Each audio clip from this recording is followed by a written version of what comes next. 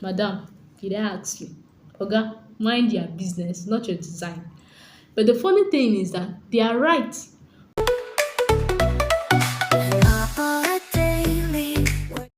If you've ever thought about studying architecture, you're about to start, or you're already in the school, wondering who sent you message, then this video is for you.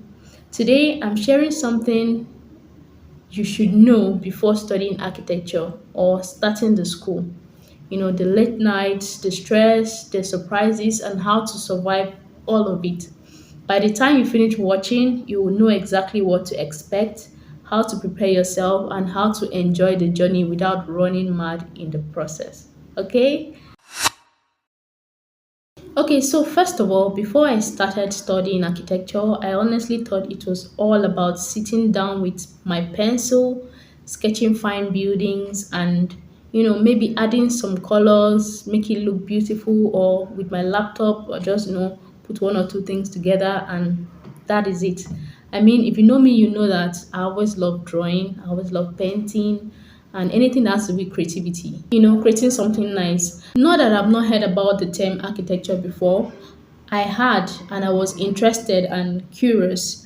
I didn't just know how intense it was and how versatile it was. Architecture is way more than fine drawings. You'll be dealing with technical stuff that will make your head spin at first. Things like structural system, building materials, climate and weather conditions, even sustainability.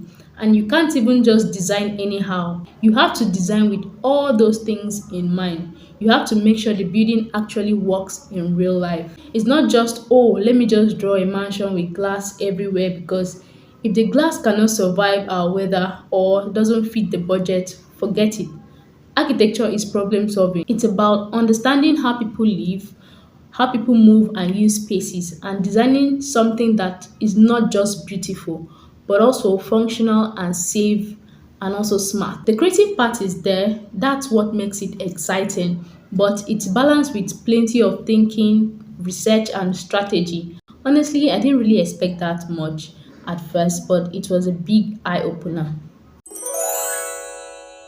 Don't go into architecture thinking it's just art. Yes, creativity matters, but you have to know your math, you have to know your physics and building science. Also, start paying attention to buildings around you. Notice how they are being designed for ventilation, lights, and how the spaces are used. Also, learn basic technical skills early, like reading plans, understanding measurements, and knowing the different building materials. Keep your creative side alive, but be ready to balance it with logic and practicality. When designing, always ask yourself, can this thing work? Can this building work? Can it last? Can people afford it? This one, if you're going into architecture school, just know you're about to meet one of your biggest life lessons: time management. In architecture school, there's always something to work on. Aside just attending lectures, if it's not design you're doing a project, you're doing model, you're doing presentation, there's always something to work on and you have deadlines to meet. Like it seems like the time never ends. You want to sleep at night when you have work to do. My dear, forget it. They are part of the culture. There were nights I didn't sleep at all because I was rushing to meet a submission. Sometimes I and my classmates, they're actually my friends. We will sit together, play music, choose something, just to keep our eyes open while we work.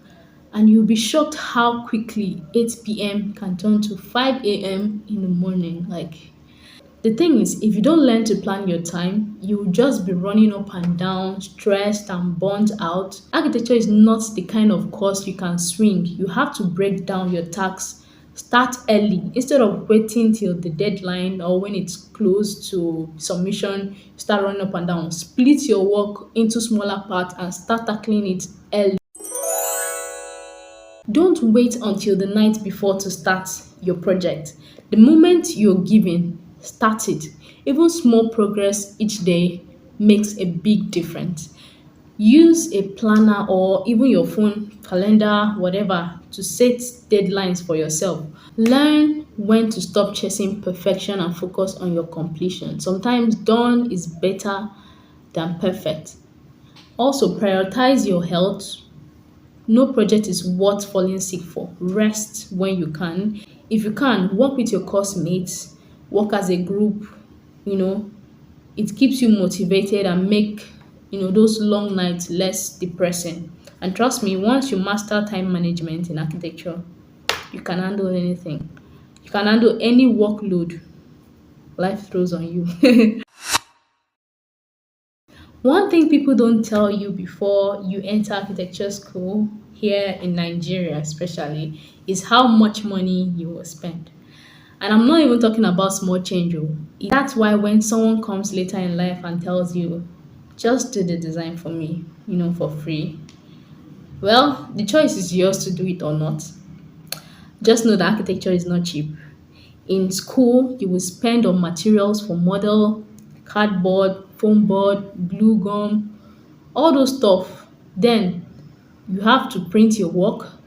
You also need tools like T-square, cutting mat, blade, and later on, if you are in the advanced level, you think of getting a good laptop. If you haven't gotten one yet, you think of softwares and maybe even paid subscription, data, all those things. The list is just endless. And sometimes you have to get creative because the money is not there. You even have to use cheaper alternative materials or reuse your materials from the old projects. Well, it actually forces you to think outside the box, which is actually good. It's a good skill for an architect. So budget each project. Don't just start spending. Know what you need and plan your money accordingly. Look for cheaper material options that will still give you a good result. Sometimes go to the local market instead of going to all these fancy, expensive stationery shops. Just go there. You'll find something affordable. Take care of your tools so you're not always buying or replacing it every semester. Also, learn to use free or student version of softwares before committing to pay for the paid version. I mean, who even uses paid version? Can you say that? Keep leftover materials from old projects. You will need them. They could come handy. Just be prepared. Architecture is not cheap. It's not a cheap course, but if you're smart with your spending, you can survive without having to go broke every semester. This one is personal for me. When I first started studying architecture, I used to compare my design a lot. I'd look at someone's design and be like, why can't my design look like theirs? Theirs looks so clean and professional. Why mine is looking like I'm still learning in secondary school? Sometimes I even wonder if I had my own unique way of designing things. Like sometimes I just wish I could just turn on Zahadid mode all the way. I mean, for those of you that know Zahadi style of design.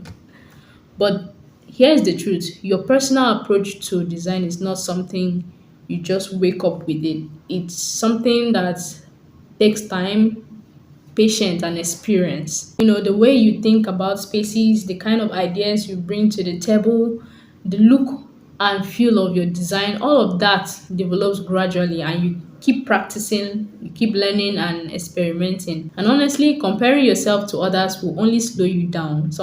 Like everybody are not the same. Everybody grows in different pace. The person you're admiring might have been practicing before architecture school, or maybe they just have a different way of thinking. That doesn't mean you are behind. It just means that your journey is different.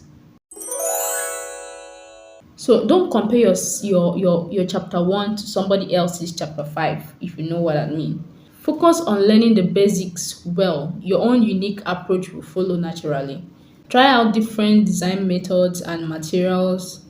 That's how you discover what suits you. And also keep your old work so that you can look back at them and see how far you've come.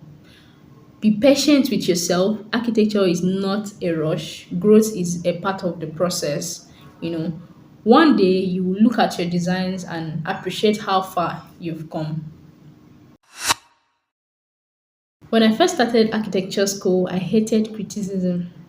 You know, imagine spending nights without sleep, working on your design and feeling proud. And then during internal jury, I mean interim jury, or your presentation, your lecturer looks at your work and say, "What's this?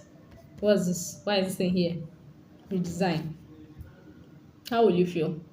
Hell, that thing can pain. And it's not only lecturers, so sometimes it's your own course mates. You'll be showing them your design, and instead of them saying, "Oh, nice work, you're doing well," they'll be like, "This roof is not supposed to be here. Why is this thing here? Why is this column here?" Madam, did I ask you? Oga, mind your business, not your design. But the funny thing is that they are right. But in that moment, it felt like they were just trying to like sabotage your whole work. Like they're just trying to put sand in your gari. At first, I used to take all of that personal. I mean, you put your heart, your time, even your last card into that project, and somebody just start pointing out what's wrong like it's nothing. I remember one interim defense where my project supervisor cancelled my entire design and told me to redesign twice. But over time, I realized something. Critics are not there to destroy you, they are there to sharpen you. Once you stop seeing it as an attack and start seeing it as a tool to grow, everything will change. I began asking myself, why did they say this? What can I do differently next time? And that opened my eyes to new ideas and better ways of designing. The truth is, you get feedbacks, and sometimes it can be brutal, but it's part of the training. It teaches you how to defend your ideas, how to see your work from another perspective, and how to improve faster.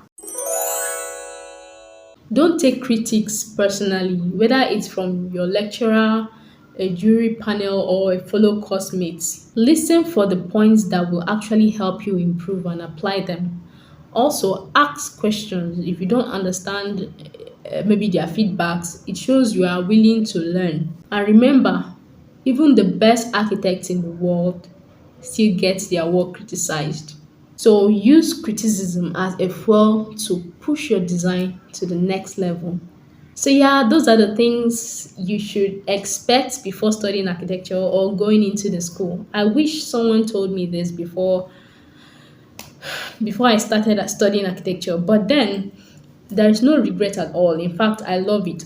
If you're truly passionate about it, it's worth every moment. If this video was helpful or you could relate to anything I shared, please give this video a thumbs up and drop a comment.